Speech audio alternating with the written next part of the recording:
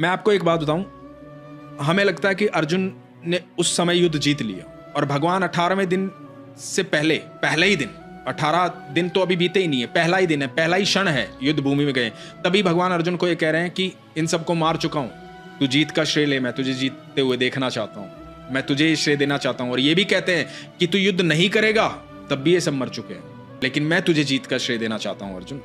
अब जीत का श्रेय आप देखो कहां से, वहां से नहीं देना चाहते थे। लोगों ने ये जरूर सुना है कि किस तरह से दुर्योधन को उन्होंने रास्ते में रोका गांधारी के पास जाने से कि वज्र का शरीर ना हो जाए। हाँ। लोगों ने ये जरूर सुना है कि किस तरह से बर्बरिक को रोका, खाटू श्याम जी हैं, तो किस तरह से बर्बरिक को रोका उन्होंने, ये लोगों ने सुना है। लेकिन जो मैं एंगल में बता रहा हूं वो लोगों ने नहीं सुना होगा। आप सोचो कि पितामह भीष्म तीरों की शैया पे लेटे हुए हैं और पितामह भीष्म भगवान श्री कृष्ण से कहते हैं कि प्रभु मैंने अपने 99 जन्म पीछे जाकर के देख लिया, मैंने कोई ऐसा अपराध नहीं किया जिसकी वजह से सजा मुझे मिले। तो भगवान कहते हैं कि एक जन्म और पीछे चलते हैं।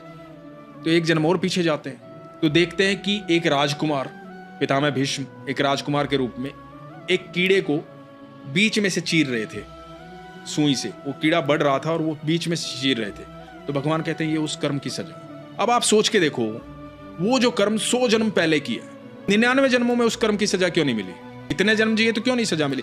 क्योंकि भगवान को तो 100 जन्म पहले ही पता था ना कि एक क्षण ऐसा आएगा जब ये पितामह भीष्म के रूप में अवतरित होंगे और ये अर्जुन के खिलाफ खड़े होंगे। उस समय इसके उस प्रारब्ध की सजा मैं दूंगा, क्योंकि मुझे अर्जुन को जितवाना है, धर्म स्थापित करना है, क्योंकि अर्जुन ही तो कृष्ण है, क्योंकि धर्म की स्थापना होनी थी। तो भगवान ने लीला कब से रच रखी है? 100 जन्म पहले से।